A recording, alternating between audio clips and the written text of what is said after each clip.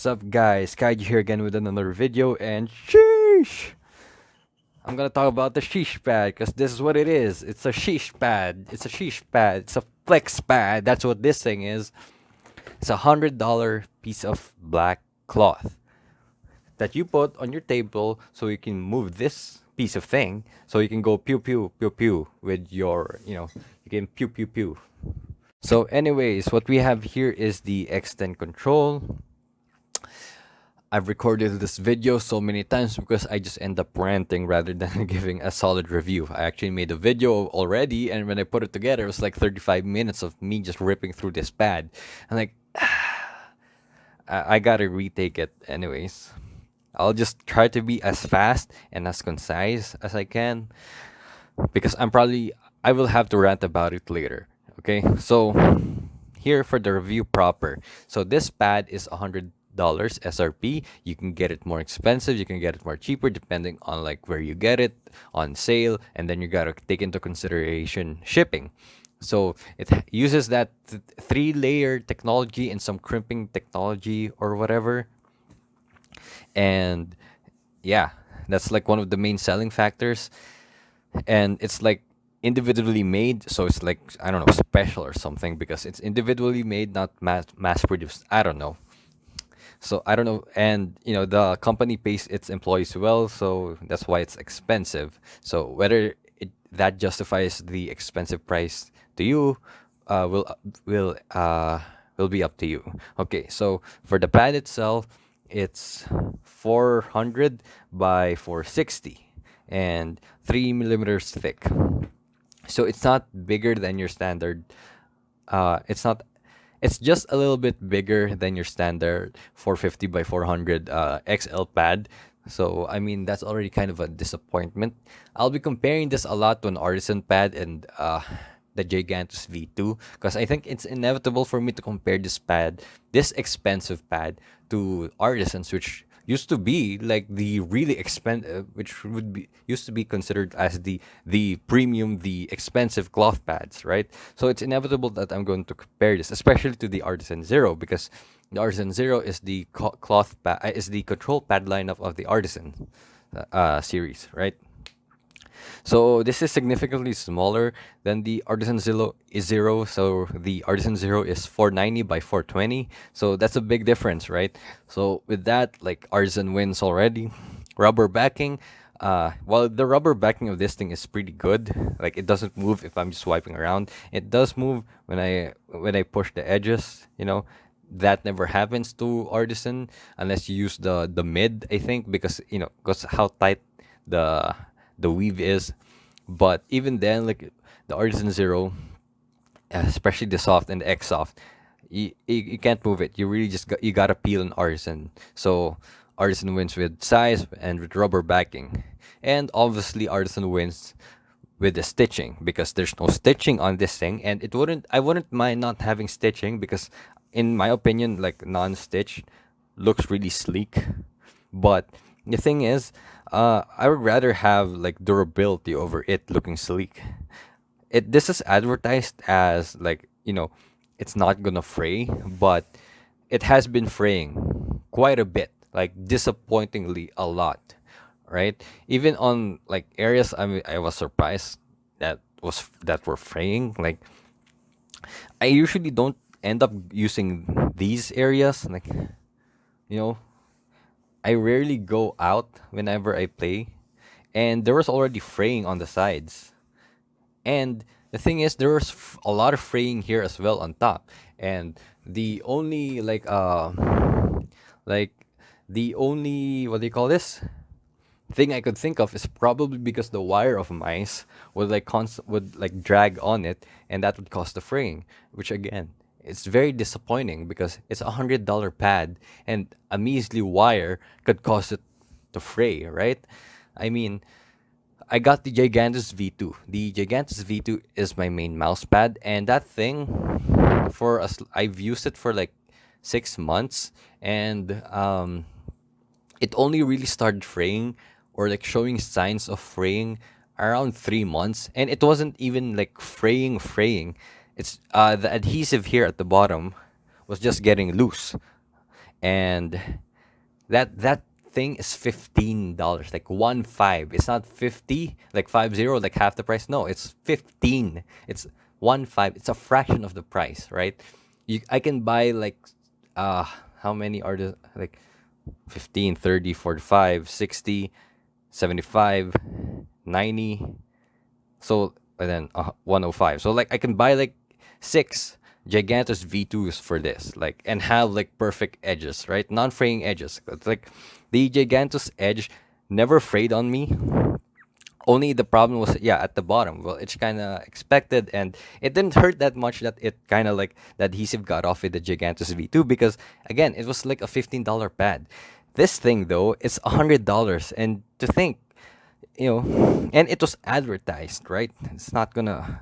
And apparently, also the Vaxi PB or PA. I mean, like that's non-stitched, but there's like I never heard reviews or people telling that it would fray, right? Even people I know here, like I'm acquainted with, have been using Vaxi PAs for a long time, and there was no problem with the edges. So again, like that's around $45 that pad, and the Gigantus V2 is $15, and the the non-stitch edges are already way better. Given that, how it like aesthetically when it's new, the edges are really cut nicely. But yeah, they're just cut nicely, but then after a while they would fray. And the fraying isn't just your regular fuzziness, right? I already trimmed this, but yeah, because I just couldn't stand how it looked. So it's not just like kind of, it doesn't look like just like this where it's just a little bit fraying. No, there were literally like pieces of thread in all four sides sticking out, and it's not just like one or two, there's like a lot. And again, for $100 pad, that's kind of unacceptable in my opinion, right? I think anybody would agree that it's unacceptable. If it was cheaper, then yeah, but again, it's $100, right? So Artisan wins on that one. Okay, so now that's out of the way, I'll talk about the surface. So the surface is a little bit rougher than your usual cloth pad. It's not abrasive like it's close. It's like an Aqua Control Plus, but a little bit smoother, right? The Aqua Control Plus is like a hybrid pad, and it's just a little bit more rougher. And also the Odin Infinity is just a little bit more rougher.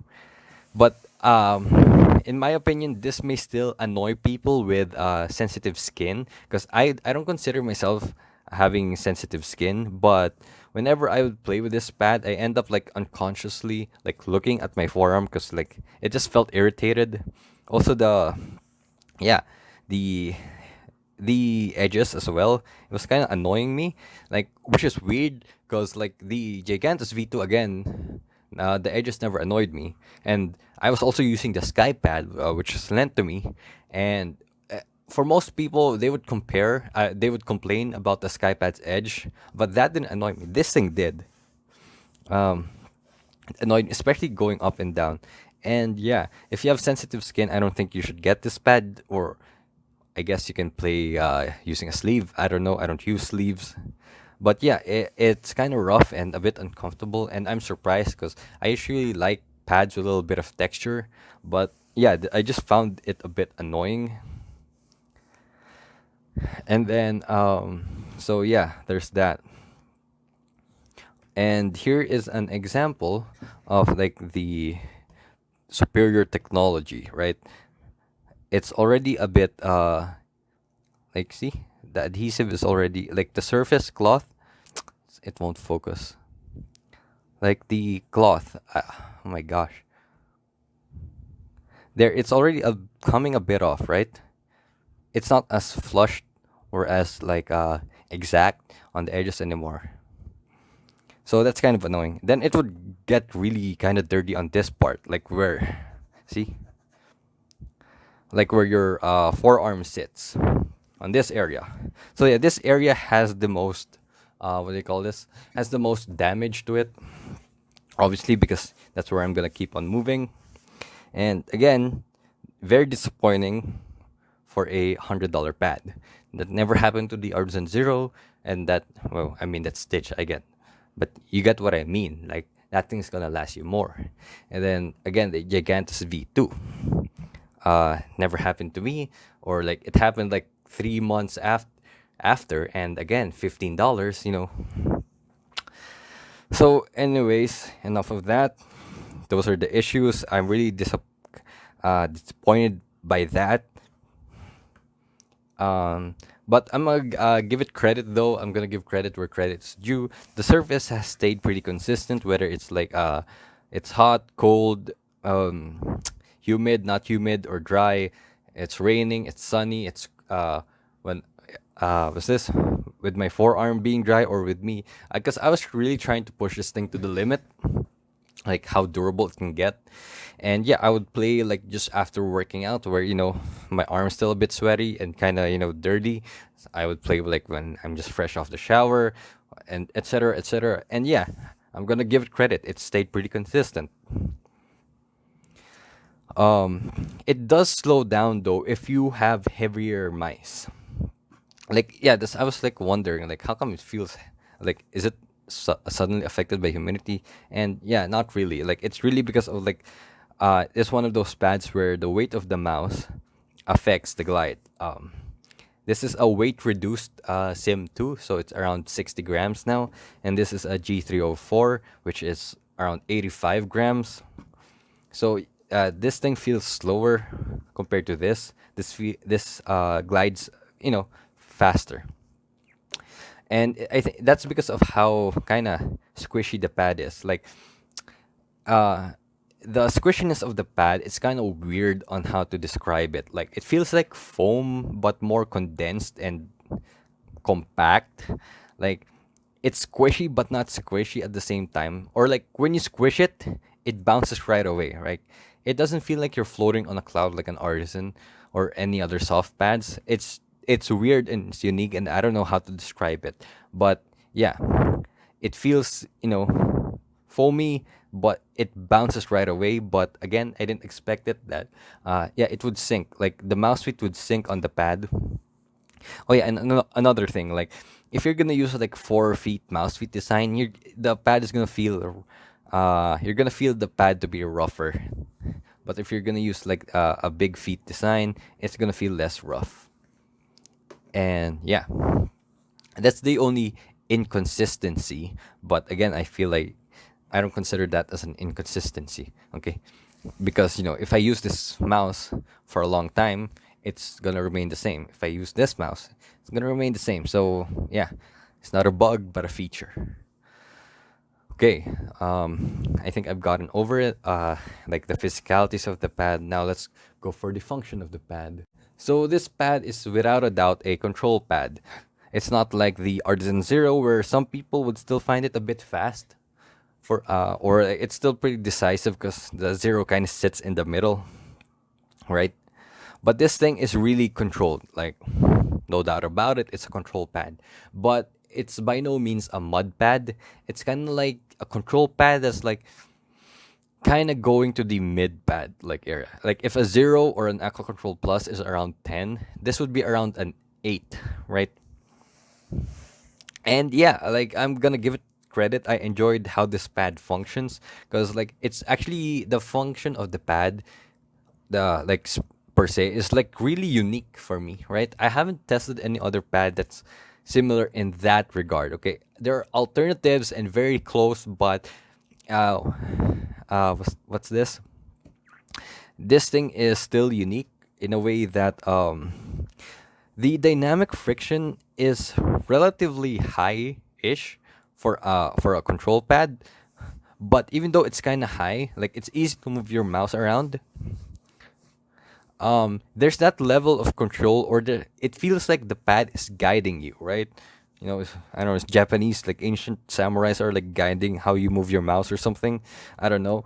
It's like guiding you, like even if you move fast.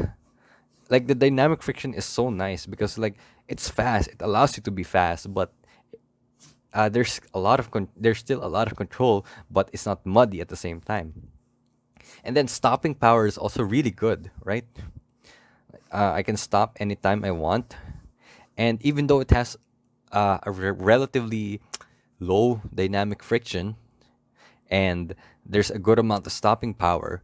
What makes this so good is that how easy it is to microcorrect, right? The microcorrection is really what sold this pad to me.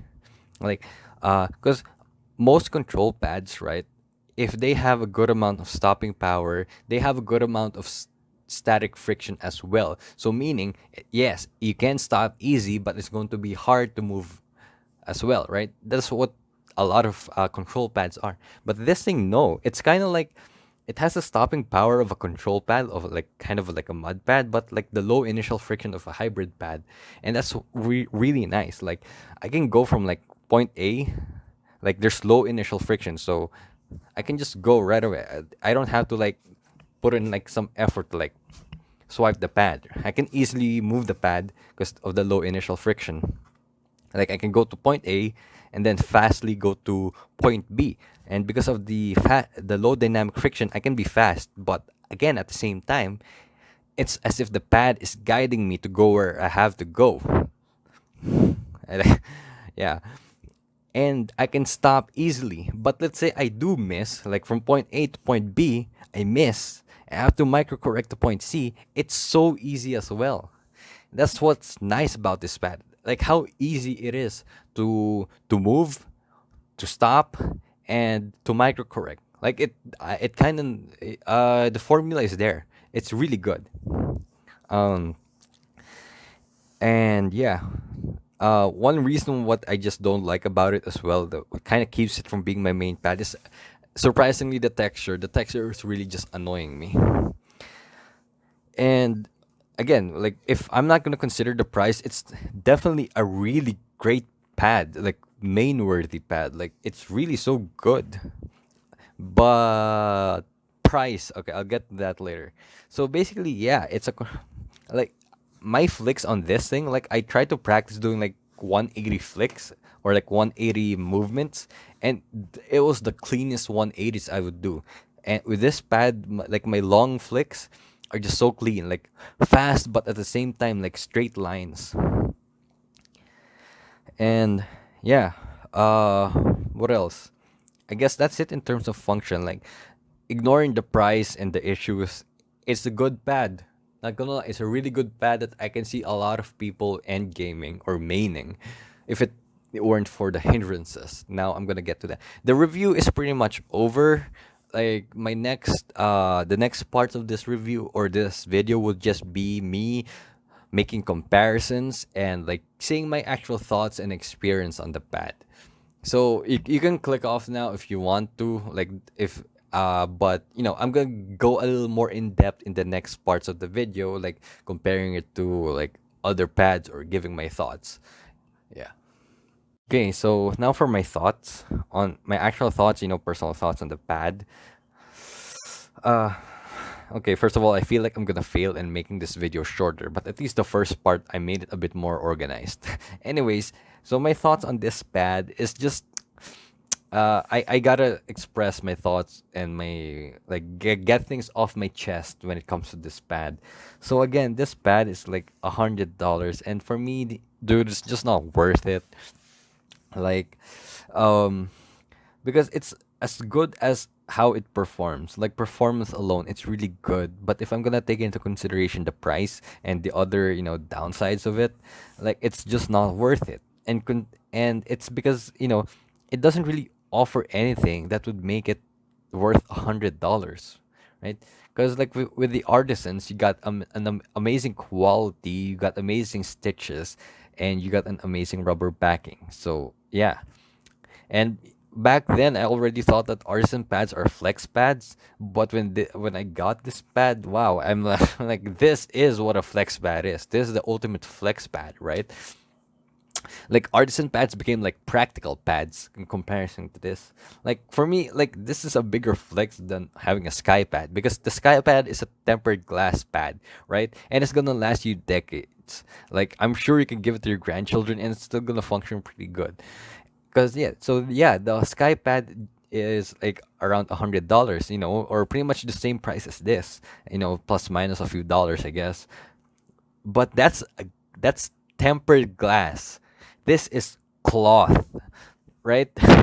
So it's a hard sell. Like, and the thing is, I mentioned a while ago of how it feels unique, the performance unique. Okay, yeah, it performs pretty well. It performs kind of unique, but is that uniqueness worth like $70 more than an Aqua Control Plus or Lethal Gaming pads, or is it worth more than $85 for the Gigantus V2? And the Gigantus V2 is nearly identical to this pad, right?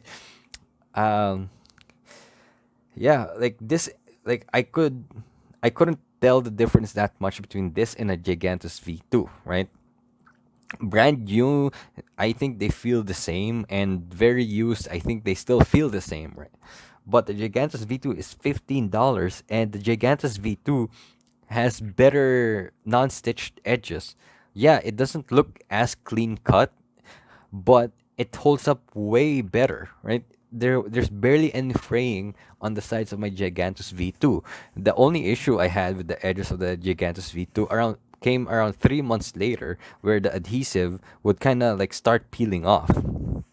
And but the thing is, uh, it's a $15 pad. So what do you expect? It doesn't hurt if it starts going like that. But this is $100 pad. So the smallest issues of obviously I'm gonna nitpick on it because it costs $100, right? And yeah, like if you guys can see, I showed it a while ago. I'm just gonna try to show it again. Like the edges are, I just heck, it's even starting to fray. I constantly have to like trim the edges of this pad just to get the pieces of thread off because it just looked so ugly and unclean. But now, like even more, like because I've been trying to try to use this pad more and more so I can get this review in. And yeah, the adhesive seems like it's about to give in, or like the the top surface is starting to like kind of roll like that a bit. Especially that I tried to play some more tracking scenarios in aim labs and Kovacs, or I played a bit of Apex as well. Like I guess for like Valorant or CS where you're just constantly going like this, it's not gonna be that much of an issue. But still, man, you shouldn't even think of that if you're gonna spend $100 on a pad. I never had to think of that when I bought an Aqua Control Plus, which is like $30, or a Gigantus V2 again, $15, or I got a Lethal Gaming Gear Saturn like coming in, so I'm not sure if I'm still going to make a comparison video. But again, right? There's so many alternatives to the pad that it kind of makes it obsolete just because of how expensive it is. Because uh okay, here's the thing. The pad alone, like I'm not gonna consider any other alternatives, right? I would say if the edges were stitched well, and it if it was a little bit bigger and the surface isn't as irritating on the skin, I would gladly spend $80 on it. Like if this was like artisan size, artisan stitching, and the surface isn't this rough, or I can get away with the surface, but yeah. Or if the stitching and the non-stitch edges were like legit non-fraying and it's not removing, I would gladly spend $80 on this pad because of just how good and consistent it is, right? And I'm sure this is gonna last a long time. But the thing is, now take like that's not even comparing other pads, right? And I already think it's only worth $80, not 100. But taking into consideration that the Artisan Zero exists, this kind of depreciates more, and I would say it's like $50 now, right? Because it's not even on par with an artisan, because the artisan, again, like I mentioned, has stitched edges, is bigger, and has better rubber backing. So there's just more features to price for the artisan pads. And then considering that even cheaper alternatives exist, like the Aqua Control Plus and the Gigantus V2. Honestly, I can barely tell the difference between, in terms of function, between this Gigantus V2 and this Xten Control, and even the IKEA pad, which is like $7 to $10, right? So yeah, this Gigantus V2 is basically the same as this, man. The X10 just feels a little bit more consistent, a little bit more squishy, and Yeah, the Gigantus V2 apparently like most people would say it's affected by humidity. I barely noticed how it's affected by humidity. It does get a bit slower sometimes, but it's just like 5 or 10% that it's so like not that noticeable. And the edges of the Gigantus V2 has lasted like way longer, right? Like it does okay, longer in a sense, or it's more durable. It's not as clean cut, right? The edges of this thing is more clean in terms of being cut, but then after a while it just gets very loose and dirty. The Gigantus V2, I never saw any threads popping off. Like this is a brand new one anyway. So in my old one, only the adhesive here at the bottom kind of raised up a bit. That's around starting around 3 months, and that's just a little bit. And then 4 to 5 months later, that's when kind of got peeled off.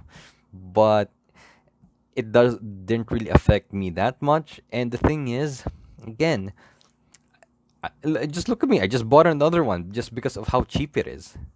And yeah, considering that this thing exists, the Xten depreciates even more to I say at best $40. I'm sorry. I mean, I gotta be honest in my reviews and in giving what I think or in giving advice. Unless you're like an enthusiast, or you just want to flex, or you just want to buy an expensive pad, or you're sponsored or whatever, then yeah, I don't see any reason to buy this for like $100, man. At best, this is like around $40. And wow, I just checked. I just noticed now that the Gigantus V2 is taller than the X10. So that's weird because like the Gigantus V2 is 450 by 400, right? So they should be the same height. But the Gigantus V2 is a little bit taller, but the X10 is a little bit, longer or wider. So yeah, because the Gigantus V2 exists, I, d- I don't know. It's just really hard to sell this pad to me, like at $100. So yeah, I think that's pretty much it. Um, yeah, I'm actually a bit more tame now in this review, like, because this is like how like I think I've recorded me ranting about it like so many times. Uh, but yeah, it's not worth it for me, bro. It ain't it, chief. Considering like there's just so many more alternatives where you can perform just as good. Uh, anyways, that's it. Like, comment, sub, and peace.